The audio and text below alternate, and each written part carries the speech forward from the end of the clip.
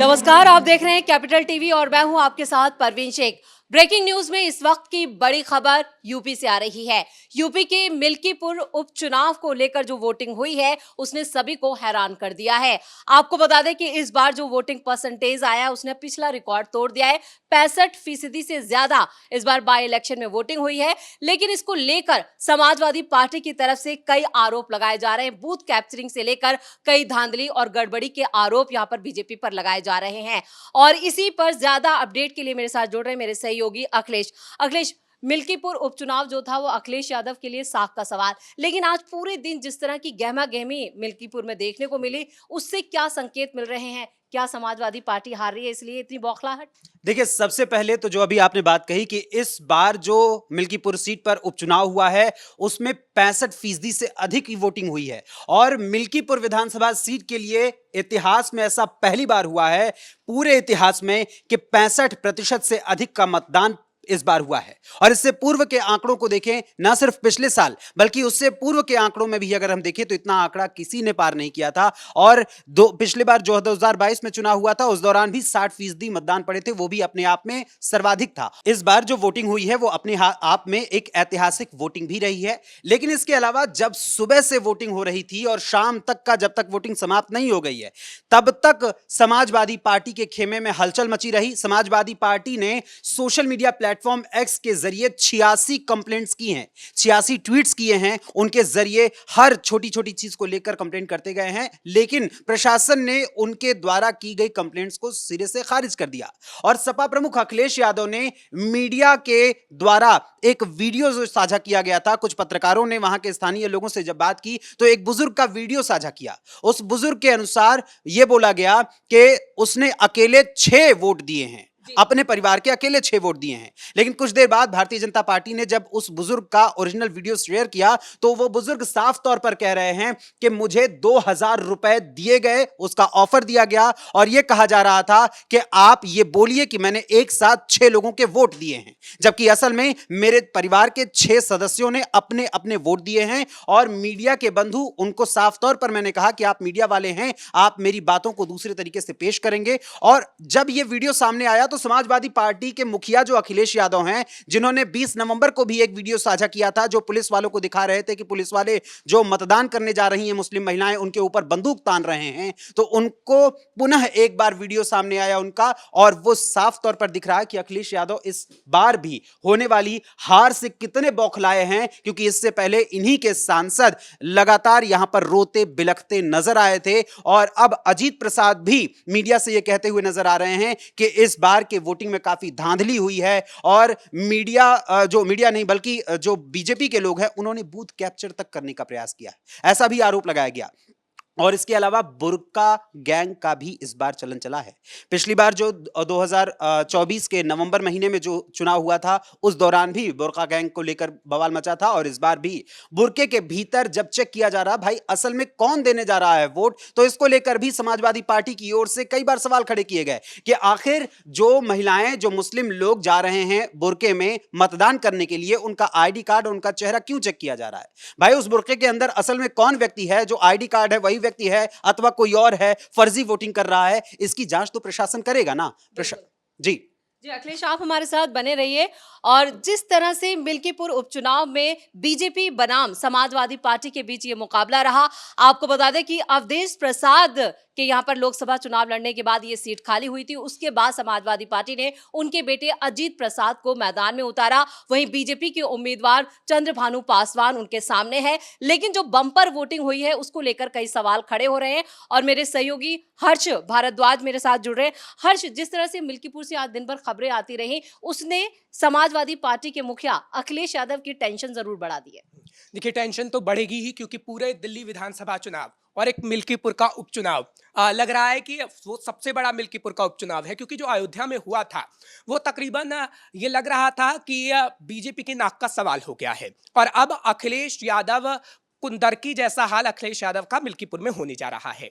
वो ऐसा इसलिए कह रहे हैं क्योंकि ब्राह्मण और पासी जो यहाँ का वोटर है वो कहीं ना कहीं खेल करेगा, क्योंकि पासी चंद्रभानु पासवान का आप जिक्र कर रहे हैं, पूरा समुदाय चंद्रभानु पासवान के करीबी जा रहा है। वो ऐसा मैं इसलिए कह रहा हूं क्योंकि जब ग्राउंड जीरो पर हम जाते हैं तो अलग अलग मंत्रियों को अलग अलग जिम्मेदारी दी गई। जो ब्राह्मण है उसे ब्राह्मण इलाके में जाकर जिम्मेदारी दी गई कि आप बताइए कि आखिर आपको किस लिए वोट देना है, कैसा काम किया है, और ये हर कोई जानता है कि कौन कौन से मंत्री किस किस को जिम्मेदारी कहाँ दी गई है। अगर ब्राह्मणों का जिक्र करते हैं तो 63,000 के करीब ब्राह्मण वोटर है, 31,000 के करीब मुस्लिम मतदाता है।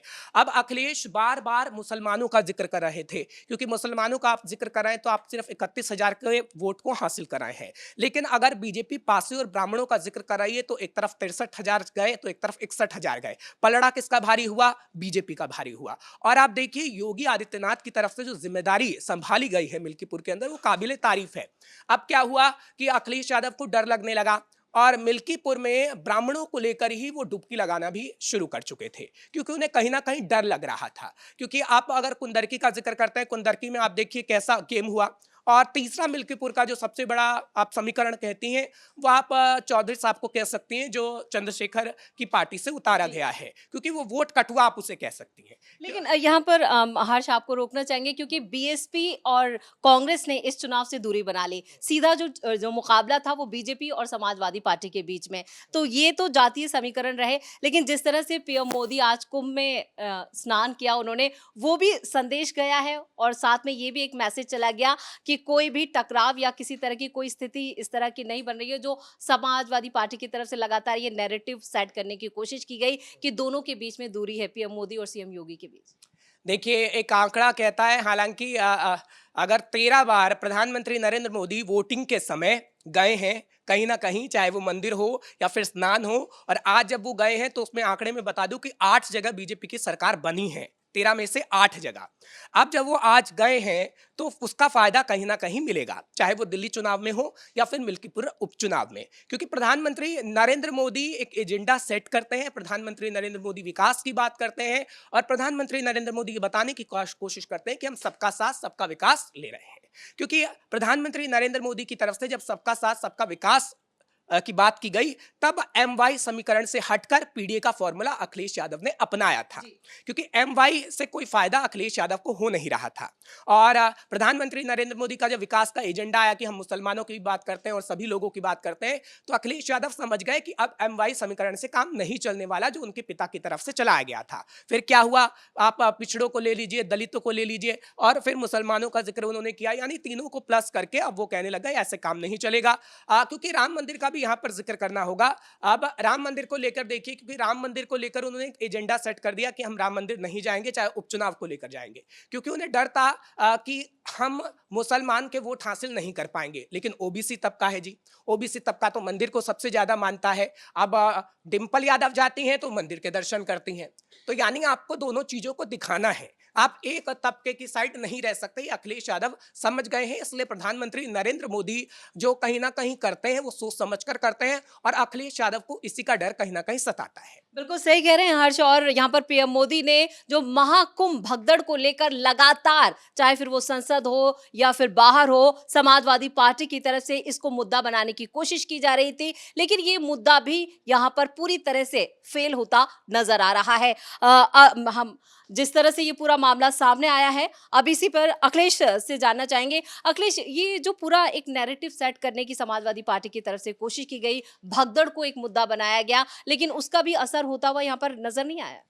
देखिए, मुद्दा जो भगदड़ को बनाया गया था वो कुछ समय के लिए बनाया गया, लेकिन मूलतः यहाँ पर जो देखा जा रहा है, जो जातिगत आंकड़ों की बात की जा रही है, जैसा भी हर्ष ने बताया, तो यहाँ पर मुख्य रूप से अगर जातिगत आंकड़ों के हिसाब से देखें तो ब्राह्मण और उसके अलावा पासी वोटर्स तो यहाँ पर बड़े फैक्टर तो ही हैं, लेकिन भारतीय जनता पार्टी का सबसे बड़ा फोकस है सभी हिंदुओं को एकजुट करने का। बटेंगे तो कटेंगे का नारा उन्होंने पूर्व में भी दिया था और उसी के आधार पर एकता का संदेश देते हुए महाकुंभ का भी आयोजन किया, और उसी एकता के संदेश को लेकर मिल्कीपुर विधानसभा सीट का चुनाव भी लड़ा है, और इस उपचुनाव में भी सभी हिंदुओं को एकजुट करने का उनका पूरा फोकस था और उन्होंने वही काम किया है। अब ऐसे में सपा प्रमुख अखिलेश यादव के चहेते अयोध्या नरेश, अवधेश प्रसाद पूरी तरीके से रोते बिलखते तो नजर आ ही रहे हैं और उनको उनके बेटे की हार का डर इतना सताने लगा कि जिन्होंने कभी राम मंदिर बनने के बाद, भगवान श्री राम लला की मूर्ति की स्थापना के बाद वहां पर जाना